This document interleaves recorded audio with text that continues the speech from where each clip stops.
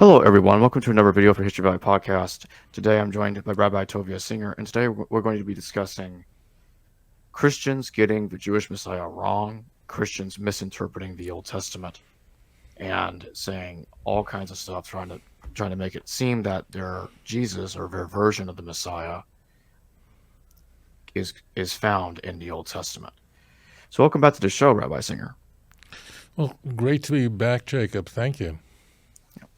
Christians believe that the Jewish Messiah, who they assume is the same person as Jesus Christ, will override the Old Covenant and replace it with a new one.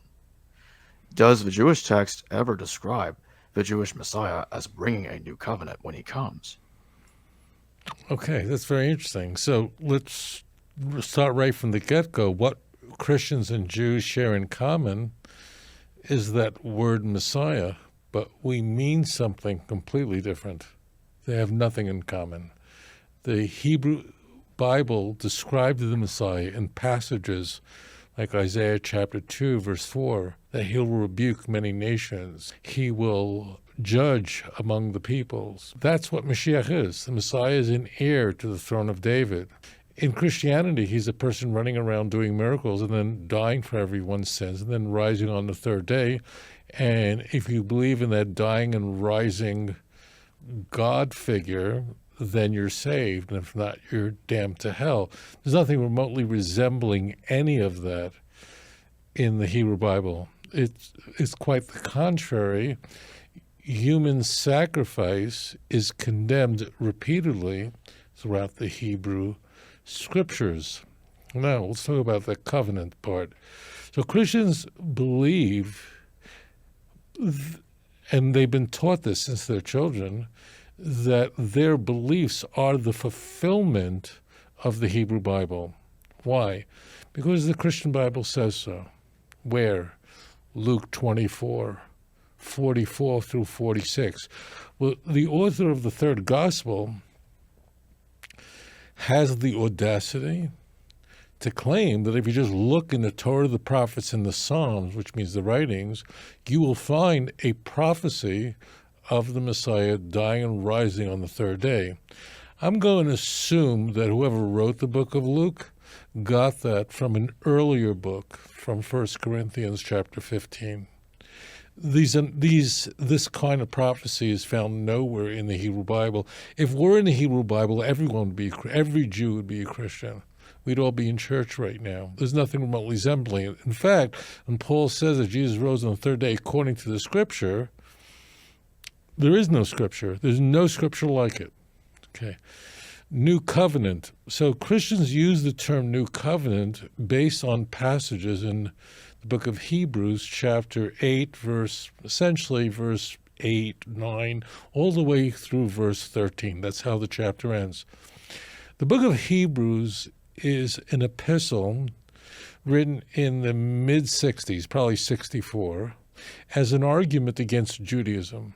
It's 13 chapters of an attack, an assault on the Jewish faith, that in fact this new religion, the author doesn't call Christianity, but that's what he has in mind, supersedes.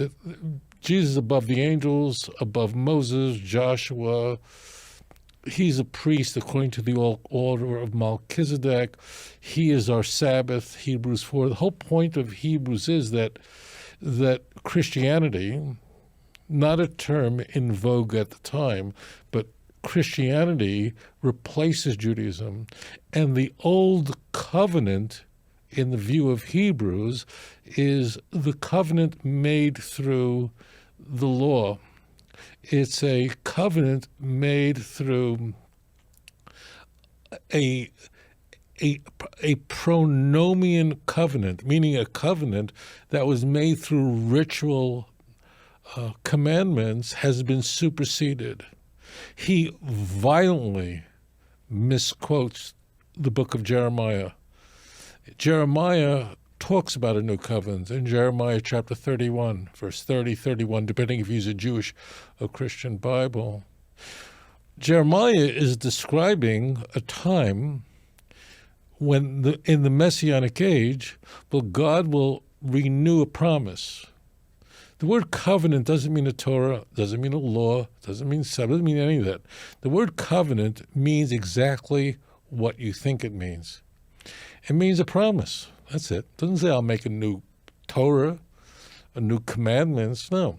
Jeremiah is telling us that days are coming, saith the Lord, that I'll make a new covenant with Yehudah, Israel. That means a restored people, the northern and southern kingdom. And it's not going to be like the old covenant. The old covenant is the covenant when the Jews were taken out of Egypt, brought to the land of Israel. It's not according to that, because not that I did anything wrong, God is saying, but you betrayed me. No, you broke that covenant, meaning you weren't loyal to God, and therefore you were exiled. V'anoichi ba'alti bum, the passage says, although I was a husband to you. So I was like your lover. Like, why did you do that to me? V'anoichi ba'alti bum. This is going to be very, very important, because as it turns out, the Christian Bible has to replace this. They not only have to replace the covenant, but they have to replace the actual words itself. If you go to the book of Hebrews chapter 8 utterly changes this. I want you to go to Hebrews chapter 8, verse 9. You won't even believe what you're about to read. In Hebrews 8, it says, it's quoting Jeremiah 31. He says, I will make a new covenant with the house of Israel, house of Judah, not like the old covenant I made on the day when I took them out of the land of Egypt, for they did not continue in my covenant, and I rejected them. I'm not kidding. Take Hebrews chapter 8, verse 9, compare it to Jeremiah 30 and 31, verse 30, 31, depending on which kind of Bible you're using, and just put them side by side. You can do it with two browsers. Just put them side by side. So in the Hebrew Bible, it's going to say, although I was a husband to you, I was Baalti. And that term that I was your husband is used earlier in Jeremiah as God's relationship with the children of Israel. So the author of Hebrews, whoever it wasn't Paul, but it was someone who followed Pauline thinking, remove the words, I was a husband to you, and replace them, I rejected you. So there you have the real replacement. And then it gets crazier. And if you're not sure that my hermeneutic, my reading of this text is that God is done with the Jewish covenant, with the covenant with the Jew. If you're not sure that I'm accurately characterizing what Hebrews is saying, go to the last verse of the entire chapter, verse 13. For when he said a new covenant, what did he do? He made the first one obsolete. When Hebrews 8:13 is saying that, he's referring to the old covenant based on the law. He's talking about Israel. That's why they call it the Old Testament. Same word, testament, covenant. Not kidding. And whatever is becoming obsolete and growing old disappears. And I say this to you, maybe you, the viewer, think that Rabbi Singer has an unfavorable view of Christian teachings, and maybe I'm mischaracterizing the book of Hebrews. I implore you to consider looking this up. And you have to ask the question, how did whoever wrote Hebrews change what it says in Jeremiah 31? It says, I was a husband, changed to I rejected you. How do you play with the Bible? Are you insane? So Jeremiah is telling us, here's what Jeremiah, the message. What is the covenant? The covenant is a promise. It means I'm bringing you back. You're going to be restored back to the land of Israel, never to be rejected again, never to be thrown out again. See Isaiah chapter 11, verse 11. 12, 13. That's the whole end of Isaiah chapter 11. The whole end of Isaiah chapter 11 is all about the restoring of the children of Israel back to the land of Israel. And the northern tribe will work together with the southern tribe, and Judah and Ephraim will be together, will act in unison. That's how Isaiah 11 should make your head spin, because that's an ecstatic messianic chapter. I just released a video on that on YouTube very, very recently at a lecture I gave in Jerusalem.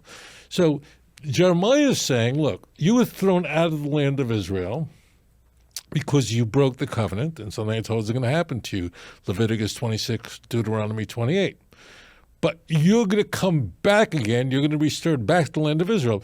And please go back to Jeremiah 31. In those days, verse 33, in those days, if you want to be sure this is not talking about anything that happened in the time of Christianity, in those days no one is going to have to teach his neighbor about God, for they shall all know me, from the least of them to the greatest, declares the Lord. Well, that didn't happen in the time of Jesus, did it? So if Jesus ushered in a new covenant, then none of this was fulfilled. The text says that this will be a time where everyone will know about God. Habakkuk chapter 2, verse 14. Isaiah chapter 11, same chapter, a little earlier, verse 9. Right there. The whole point of Zechariah 14:9 is that everybody knows it. That's the whole point. So in this period, in this epoch, everyone will know about God, and my job as a rabbi, I'm going to be unemployed. I have nothing. I don't have to do it anymore. And then the text continues, and it says, so said the Lord, who created the sun to illuminate the day, the moon, the stars, the night. If these laws will pass before me, if the very foundations of the earth can be measured, so too will I cast off the children of Israel, the seed of Jacob, from being a nation, which means the Bible is saying nothing could ever happen to the Jews. They're going to go through all kinds of stuff, but they're going to be restored back to the land. Jeremiah 30, verse 3. I mean, your head should be spinning because it's the same messianic text. Jeremiah 33, the Jews are going to return back to the land of Israel again at the end of the days. Jeremiah 37, Jacob's trouble. This is very rich, famous stuff. I mean, this is like Beethoven's Ninth Symphony. If you don't know that, this is the meat. So the covenant is a promise, has nothing to do with the Torah. Nothing. Christians think it does, not because they're bad people. This is what they're taught every Sunday, that we're under a new covenant, and the word covenant for the Christian just takes on a meaning that has nothing to do with the Hebrew Bible. The covenant there is a promise. What promise? That the Jews will be returned back to the land. What about the old covenant? The old covenant the Jews broke. What does that mean? They don't have to keep Sabbath anymore? Of course not. It means that they are going to be returned back to the land of Israel. Nothing about. In fact, in Ezekiel 37, 24, 25, the Jews are going to be keeping all the Torah when the Messiah comes. So they just wreck. It's like a train wreck. Hello viewers, thanks for watching this video from the History Valley YouTube channel. Please don't forget to subscribe and hit the notification bell. And if any of you wish to further support this channel, please consider checking out this channel's Patreon page and becoming a patron, and or donate through PayPal or through Super Chat during a live stream. Thank you.